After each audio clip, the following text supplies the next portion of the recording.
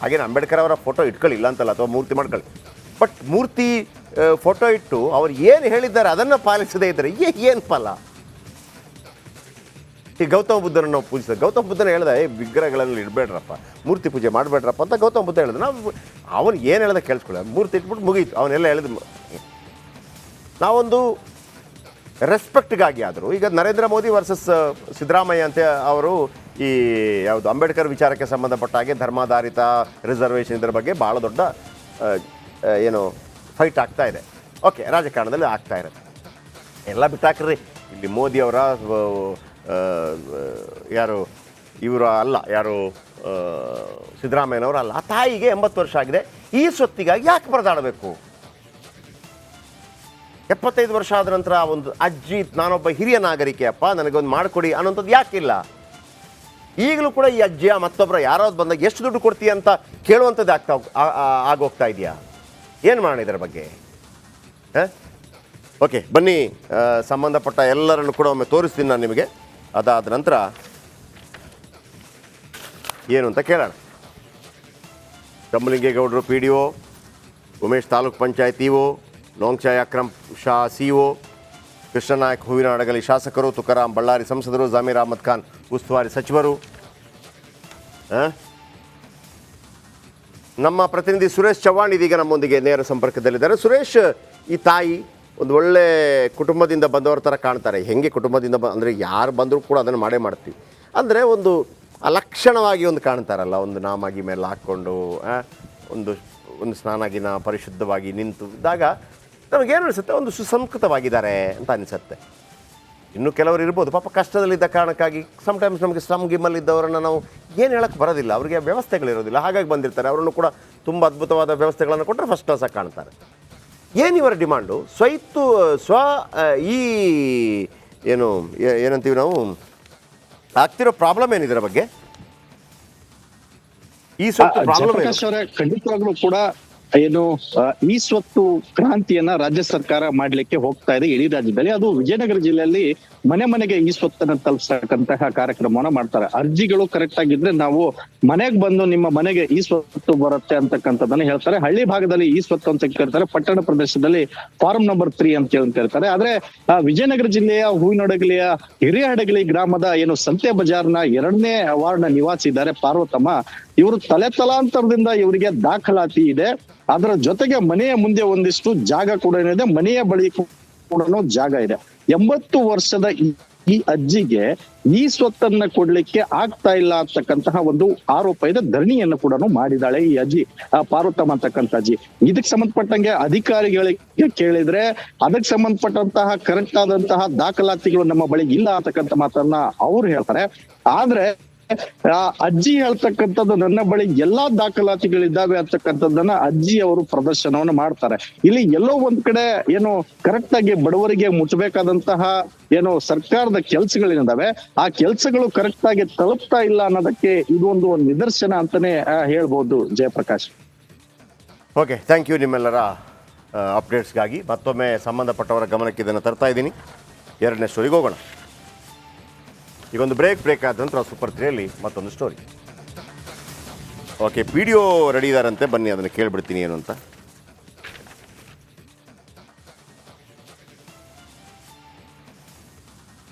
ಶಂಭುಲಿಂಗೇಗೌಡರು PDO sir ನಮಸ್ತೆ. ಶಂಭುಲಿಂಗೇಗೌಡರು ನಮಸ್ತೆ. ನಮಸ್ತೆ. Republic TV Republic Karnataka anchor Jayaprakash Shetty, ನಮಸ್ಕಾರ. Thank you sir. ಇದು ಸಂತೆ ಬಜಾರ್ ಡೋರ್ ನಂಬರ್ 82/B ಅಂತೆ, ವಿಜಯನಗರ ಜಿಲ್ಲೆ ಹೂವಿನಹಡಗಲಿ ಹಿರೇಹಡಗಲಿ ತಾಲೂಕಲ್ಲಿ. ಹೌದು, ಓಕೆ. ಬಹುಶಃ ನಿಮ್ಗೆ ಗೊತ್ತಿದೆ ಅಂತ ಅನ್ಕೊಂಡಿದೀನಿ. ಹೌದು ಸರ್, ಈ ಸ್ವತ್ತು ನೀಡಿಲ್ಲ ಅಂತ ವೃದ್ಧೆ ಪಾರ್ವತಮ್ಮ ಅಜ್ಜಿ ಬಳಿ ಎಲ್ಲ ದಾಖಲೆ ಇದೆಯಂತೆ ಪಾಪ. ಗ್ರಾಮ ಪಂಚಾಯತ್ ನಿಮ್ಗೆ ಗೊತ್ತಿರಬಹುದಾಗಿದ್ರೆ ಏನ್ ಸಮಸ್ಯೆ ಸರ್ ಅದು? ಆಕ್ಚುಲಿ ಈಗ ಆ ವಿಷಯಕ್ಕೆ ಬರಕ್ಕಿಂತ ಮುಂಚೆ ಈಗ ಏನಾಗಿದೆ, ಸಡನ್ ಆಗಿ ನಿಮ್ಮ ಕಡೆಯಿಂದ ಒಬ್ರು ರಿಪೋರ್ಟರ್ ನನಗೆ ಈಗ ಫೋನ್ ಮಾಡಿ ಈ ತರ ಒಂದು ವಿಷಯದ ಬಗ್ಗೆ ನಾವು ನೀವು ಪ್ರಸ್ತಾಪ ಮಾಡ್ಬೇಕಾಗಿದೆ ಕರೆಕ್ಟ್ ಹೇಳಿದ್ರು. ಆಕ್ಚುಲಿ ನನಗೆ 2 ಗ್ರಾಮ ಪಂಚಾಯತಿ ಚಾರ್ಜ್ ಇದೆ. ಸೊ ಇವತ್ತು ನಾನು ದೇವಗೊಂಡನಹಳ್ಳಿ ಗ್ರಾಮ ಪಂಚಾಯತಿ ಅಂತ ಹೇಳಿ ಹಡಗಲಿ ತಾಲೂಕು, ಅಲ್ಲಿ ನಾನು ಇದ್ದೀನಿ. ಇವಾಗ ನಾಳೆ ಒಂದು ದಿನ ಇಲ್ಲಿ, ಒಂದು ದಿನ ಹಿರೇಡಗಲಿ ಗ್ರಾಮ ಪಂಚಾಯತಿಯಲ್ಲಿ ಈ ರೀತಿಯಾಗಿ ಮ್ಯಾನೇಜ್ ಮಾಡ್ಕೊತ ಹೋಗ್ತಾ ಇದ್ದೀನಿ. ಈಗ ಅವರು ನನಗೆ ನಿಮ್ಗೆ ಕನೆಕ್ಟ್ ಮಾಡಕ್ಕಿಂತ ಮುಂಚೆ ನಾನು ಅವ್ರಿಗೆ ಹೇಳಿದೆ, ನಾಳೆ ನಿಮ್ಗೆ ಸಂಪೂರ್ಣ ಯಾಕಂದ್ರೆ ನಾನು ಅಪ್ಲಿಕೇಶನ್ ಹಿಡ್ಕೊಂಡು ಸಂಪೂರ್ಣ ಮಾಹಿತಿ ಕೊಡ್ಬೇಕಾಗತ್ತೆ. ಹಾಗಾಗಿ ನಾನು ನಾಳೆ ಆ ಪಂಚಾಯತಿ ಹೋಗ್ತೀನಿ, ನಾಳೆ ಮಾಡಕ್ ಆಗುತ್ತಾ ನೋಡಿ ಅಂತ ಕೇಳಿದೆ ನಾನು. ಬಟ್ ಇಲ್ಲ, ಈಗ ಒಂದ್ ಮಾಹಿತಿ ನಿಮ್ಗೆ ಸಂಕ್ಷಿಪ್ತವಾಗಿ ಏನಾಗುತ್ತೆ ಅದನ್ನ ಹೇಳಿ ಅಂತಂದೇಳಿ ನಿಮ್ಗೆ ಕನೆಕ್ಟ್ ಮಾಡಿದ್ರು ಅವರು. ಸೂಪರ್. ಸೊ ಇವಾಗ ನೀವ್ ಕೇಳಿರೋ ಪ್ರಕಾರ ಈ 82B ಡೋರ್ ನಂಬರು 2ನೇ ವಾರ್ಡು ಸಂತೆ ಮಾರ್ಕೆಟ್ ಹತ್ತಿರ ಒಬ್ಬ ಅಜ್ಜಿ PM ಪಾರ್ವತಮ್ಮ ಅಂತ ಹೇಳ್ಬಿಟ್ಟು ಅವ್ರದ್ದು ಈ ಸೊತ್ತು ಅರ್ಜಿ ಬಗ್ಗೆ ನೀವು ಕೇಳ್ತಾ ಇದ್ದೀರಿ, ಕರೆಕ್ಟಾ? ಸರಿ, ಕೇಳಿ ಸರ್. ನಾನು ಯಾಕಂದ್ರೆ ಸಂಪೂರ್ಣ ಮಾಹಿತಿ ನನಗೆ ನಾಳೆ ಕೊಟ್ಟರು ಪರವಾಗಿಲ್ಲ ಶಂಭುಲಿಂಗೇಗೌಡ್ರೆ. ಹಾ, ಹೇಳಿ. ನೀವು ಇವತ್ತು ಬೇರೆ ಕಡೆ ಇದ್ದೀರಲ್ವಾ? ಅಂದ್ರೆ ಇನ್ನೊಂದು ಪಂಚಾಯತಿ ತೊಂದರೆ ಇಲ್ಲ. ನೀವು ನಾಳೆ ಅಲ್ಲಿಗೆ ಹೋಗೋದಿದ್ರು ಹೋಗಿ, ಅದಾದ ಎಲ್ಲ ಮಾಹಿತಿ ಕಲೆ ಹಾಕಿ ಕೊಡಿ. ನಾವೇನು ಹರಿಬರಿ ಏನು ಇದೇನು ಇದು ಪರೀಕ್ಷೆ ಬರೀತಾ ಇರೋದಲ್ಲ. ನೀವು ಆ ಆಸಕ್ತಿ ತೋರಿಸಿದ್ದೆ ನಮ್ಗೆ ಗ್ರೇಟ್ ಅನಿಸ್ತು. ಇಲ್ಲ, ಆತರ ಏನಿಲ್ಲ. ಸಾರ್ವಜನಿಕ ವಿಷಯವಾಗಿ ಯಾವುದೇ ಏನೇ ಇದ್ರು ಕೂಡ ಕೆಲವರು ಇರ್ತಾರೆ, ನಿಮ್ಮಂತವ್ರು ಇರ್ತಾರೆ, ಇಲ್ಲ ಅಂತ ನಮಗೆ ಆಗ ನಮಗೂ ಅನಿಸುತ್ತೆ.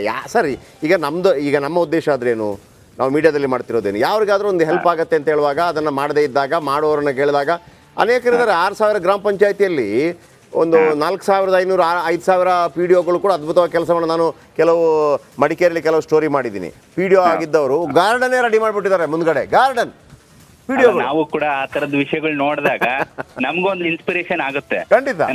ನಾವು ನಮ್ ಕೈಲಾದಷ್ಟು ಏನ್ ಮಾಡ್ಬೋದು ಅನ್ನೋದು ನಾವಂತವೆಲ್ಲ ನೋಡ್ಕೊಂಡಾಗ ಕೆಲವೊಂದು ಮಡಿಕೇರಿ ಕಡೆ ಒಂದು ಗ್ರಾಮ ಪಂಚಾಯತಿ ಅಲ್ಲಿ ಕೂಡ ನೋಡಿದೀವಿ ಈ ತರದ್ವು. ಬೇರೆ ನಾವು ಯಾಕಂದ್ರೆ ಇದೇ ಇದರಲ್ಲಿ ಇರೋದ್ರಿಂದ ಹಲವಾರು ಈ ತರದ್ದು ಎಲ್ಲ ನೋಡಿದೀವಿ. ನಮ್ ಪ್ರಯತ್ನ ನಾವು ಮಾಡ್ತಾ ಇದೀವಿ. ಇವಾಗ ಈ ವಿಷಯವಾಗಿ ಏನ್ ಮಾಹಿತಿ ಕೇಳಿ. ನಾನು ಏನಿಲ್ಲ ಸರ್, ಈ ಜಾಗಕ್ಕೆ ಈ ಸೊತ್ತು ನೀಡ್ತಾ ಇಲ್ಲ ಅಂತೇಳಿ ಪಾರ್ವತಮ್ಮ ಅವ್ರದ್ದು ಎಲ್ಲ ದಾಖಲೆ ಇದೆ. ನನಗೆ ಈ ಸೊತ್ತು ಮಾಡಿಕೊಡ್ತಿಲ್ಲ ಅಂತ ಹೇಳಿ ಅವ್ರದ್ದು ಅವ್ರ ಕಷ್ಟ. ಆಮೇಲೆ ಅವ್ರ ಪಾಪ ಅವರು ಗ್ರಾಮ ಪಂಚಾಯತಿ ಎದುರು ಸ್ವಲ್ಪ ಪ್ರತಿಭಟನೆ ಕೂಡ ಮಾಡ್ತಾ ಇದಾರಂತೆ. ನಮ್ಗೇನು ಅಂತಂದ್ರೆ 80 ವರ್ಷದ ಅಜ್ಜ ಆಗಿರೋದ್ರ ಏನಪ್ಪ ಏನಾದ್ರೂ ನಮ್ಮಿಂದ ಮಾಡ್ಬೋದಾ, ಅವರ ಗಮನಕ್ಕೆ ತರ್ತೀವಿ. ನೀವೊಂದು ಅದನ್ನ ಗಮನಕ್ಕೆ ತಂದು ಏನು ಅಂತ ನೋಡಿದ್ರೆ ಸಾಧಕ ಬಾಧಕಗಳು ಒಂದು ಈ ಸೊತ್ತನ್ನು ಮಾಡ್ಕೊಡ್ಬೇಕು ಅಷ್ಟೇ ಸರ್. ಸರಿ ಸರ್, ಈಗ ಈ ಬಗ್ಗೆ ಆಗ್ಲೇ ನಾನು ಅದನ್ನ ಅರ್ಜಿಯ ಬಗ್ಗೆ ನಾನು ಆಗ್ಲೇ ಪರಿಶೀಲನೆ ಮಾಡ್ತಾ ಇದೀವಿ. ಈಗ ಅದನ್ನ ಅವ್ರಿಗೆ ಹಿಂಬರನು ಕೊಟ್ಟಿದೀವಿ ಸರ್, ಅರ್ಜಿ ಅವ್ರ ಅರ್ಜಿದಾರರಿಗೆ. ಈಗ ಏನೇ ಯಾವುದೇ ಒಂದು ಈ ಸೊತ್ತು ಅನ್ನೋದ್ರ ಬಗ್ಗೆ ಜನರಲ್ ಆಗಿ ನಿಮ್ಗೆ ಹೇಳ್ತೀನಿ. ಈಗ ನಾವೇನ್ ಈ ಸೊತ್ತು ಅಂತ ಕೊಡ್ತೀವಿ ನಮೂನೆ 9, 11A ಅಲ್ಲಿ ಮತ್ತು ನಮೂನೆ 11B ಅಲ್ಲಿ, ಇದು ಏನಂದ್ರೆ ತೆರಿಗೆ ನಿರ್ಧರಣೆ ನಮೂನೆ ಅಂತ ಹೇಳ್ತೀವಿ ಸರ್ ನಾವ್ ಇದಕ್ಕೆ. ಸೊ ಅದು ಏನಂತಂದ್ರೆ ಜಸ್ಟ್ ಈಗ ನಮ್ಗೆ ಹೆಂಗೆ ಸ್ಥಳೀಯ ಸರ್ಕಾರವಾಗಿ ಗ್ರಾಮ ಪಂಚಾಯತಿ ಏನು ಬಂದಿದೆ ಇದೆ, ಅದು ನಮ್ಮ ಪಂಚಾಯತ್ ರಾಜ್ ಕಾಯ್ದೆ ಪ್ರಕಾರ ನಾವು ತೆರಿಗೆ ವಿಧಿಸಿ ತೆರಿಗೆ ವಸೂಲಾತಿ ಮಾಡ್ತಕ್ಕಂಥದ್ದು ಒಂದು ಅಧಿಕಾರ ಸ್ಥಳೀಯ ಸರ್ಕಾರಕ್ಕೆ ಇದೆ, ಗ್ರಾಮ ಪಂಚಾಯತಿಗೆ. ಸೊ ಅದನ್ನ ನಾವು ಎಷ್ಟು ತೆರಿಗೆಯನ್ನ ವಿಧಿಸಬೇಕು, ಎಷ್ಟು ನಾವು ತೆರಿಗೆ ನಿರ್ಧರಣೆಯನ್ನ ಮಾಡ್ಬೇಕು ಒಂದು ಆಸ್ತಿಗೆ ಅಂತ ಹೇಳ್ಬಿಟ್ಟು ಒಂದು ದಾಖಲೆಯನ್ನ ನಾವು ಮಾಡ್ಕೋಬೇಕಲ್ಲ. ಅದಕ್ಕೆ ನಾವು ನಮೂನೆ 9 ಮತ್ತು 11A ಮತ್ತು 11B ಅನ್ನ ನಾವು ಮಾಡ್ತಾ ಇದೀವಿ. ಸೊ ಆ ಪ್ರಕಾರವಾಗಿ ಅದು ತೆರಿಗೆ ನಿರ್ಧರಣೆ ಮತ್ತು ಅವರಿಗೆ ಒಂದು ಬೇಡಿಕೆ ಮತ್ತೆ DCB ಅಂತ ಏನ್ ಹೇಳ್ತೀವಿ, ಬೇಡಿಕೆ ವಹಿ ಅಂತ ಹೇಳಿ, ಚಾಲ್ತಿ ಬೇಡಿಕೆ ಎಷ್ಟು, ಅವರು ಇವಾಗ ಅವರು ವಸೂಲಾತಿ ಆಗಿರೋದೆಷ್ಟು ಮತ್ತೆ ಬಾಕಿ ಎಷ್ಟು ಅಂತ ಹೇಳ್ಬಿಟ್ಟು ಒಂದ್ ನಮೂನೆ. ಸೊ ಇವೆರಡು ನಮೂನೆ ಸೇರಿ ಈ ಸೊತ್ತು ಬರುತ್ತೆ. ಸೊ ಹಾಗಾಗಿ ಈ ಸೊತ್ತು ಮಾಡ್ಲಿಕ್ಕೆ ಮುಖ್ಯವಾಗಿ ನಮಗೇನಂದ್ರೆ ಯಾರು ಆಸ್ತಿಯ ಮಾಲೀಕರು ಅಂತ ಹೇಳ್ತಾರೋ ಅವರ ಹೆಸರಿಗೆ ಏನು ಆ ಆಸ್ತಿ ಇದೆ ಅನ್ನೋದಕ್ಕೆ ದಾಖಲೆಗಳನ್ನ ಕೊಟ್ಟಿರ್ತಾರೆ. ಆ ದಾಖಲೆಗಳ ಆಧಾರದ ಮೇಲೆ ನಾವು ಅದನ್ನ ಅವರ ಹೆಸರಿಗೆ ಒಂದು ಡೋರ್ ನಂಬರ್ ಅನ್ನ ಸೇರ್ಪಡೆ ಮಾಡಿ ಈ ಒಂದು ತೆರಿಗೆ ನಿರ್ಧರಣೆ ಮತ್ತು DCB 11B ಮತ್ತು 11A ದಾಖಲೆಗಳನ್ನ ನೀಡ್ತೀವಿ. ಇದು ಈ ಸೊತ್ತಿನ ಬಗ್ಗೆ ಇರ್ತಕ್ಕಂಥ ಒಂದು ಸಂಕ್ಷಿಪ್ತವಾಗಿ ಹೇಳ್ಬೇಕಂದ್ರೆ ಈ ಮಾಹಿತಿ. ಸೊ ಈ ತರದ ದಾಖಲೆಗಳನ್ನ ಅವರ ಒಂದು ವಾಸದ ಮನೆ ಜೊತೆಗೆ ವಾಸದ ಮನೆ ಮುಂದೆ ಇರ್ತಕ್ಕಂಥ ಒಂದು 90 ಅಡಿ ಉದ್ದ ಮತ್ತು ಒಂದು 24 ಅಡಿ, ಎಕ್ಸಾಕ್ಟ್ ನಾನು ಹೇಳ್ತಾ ಇಲ್ಲ, ಅವ್ರು ಕೊಟ್ಟಿರೋ ಮಾಹಿತಿ ಪ್ರಕಾರ ಹೇಳ್ತಾ ಇದ್ದೀನಿ.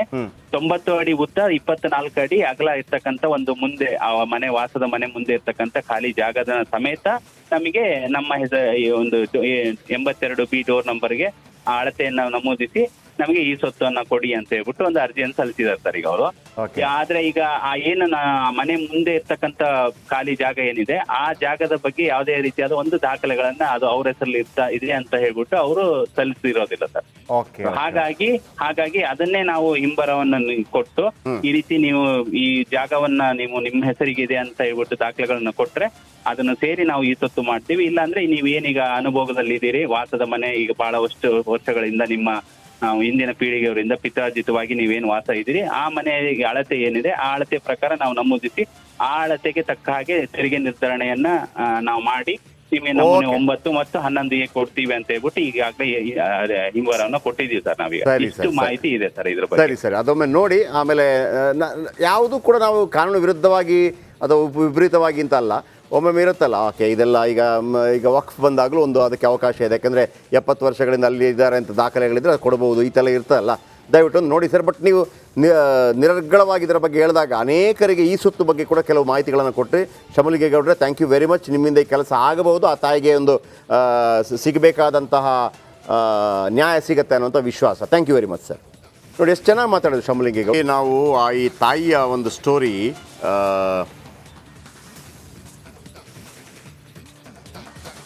ವಿಜಯನಗರ ಜಿಲ್ಲೆ ಹೂವಿನಹಡಗಲಿ ತಾಲೂಕಿನ ಹಿರೇಹಡಗಲಿಯಲ್ಲಿ ಈ ತಾಯಿಯೊಬ್ಬರು ಅಂಬೇಡ್ಕರ್ ಅವರ ಫೋಟೋ ಇಟ್ಟು, ಅಂಬೇಡ್ಕರ್ ಅವರ ಮೊನ್ನೆ ಜನ್ಮದಿನ ಏಪ್ರಿಲ್ 14ನೇ ತಾರೀಕು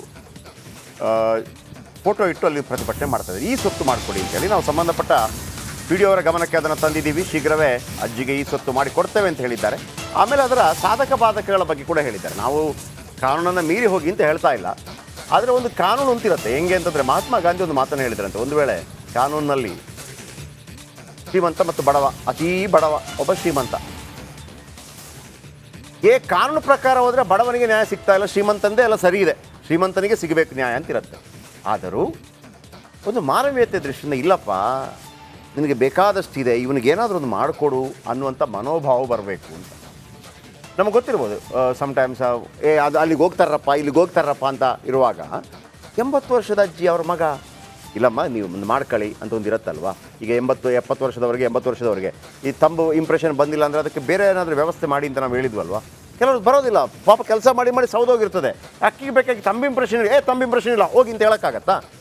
ಅವರ 70-80 ವರ್ಷ ಈ ಭೂಮಿಯಲ್ಲಿ ಈ ನಮ್ಮ ನಾಡಿನಲ್ಲಿ ಬದುಕಿದ್ದಕ್ಕೆ ಒಂದು ಮರ್ಯಾದೆ ಇಲ್ವಾ, ಗೌರವ ಇಲ್ವಾ? ಅದೇ ಥರ 80 ವರ್ಷದ ಅಜ್ಜಿ ಇದ್ದಾರೆ, ಹೆಚ್ಚು ಕಡಿಮೆ ಇದ್ದರೆ ಅಲ್ಲೇ ನೀನು ಹೋಗ್ಬಿಟ್ಟೆ ಮಾಡ್ರಪ್ಪ.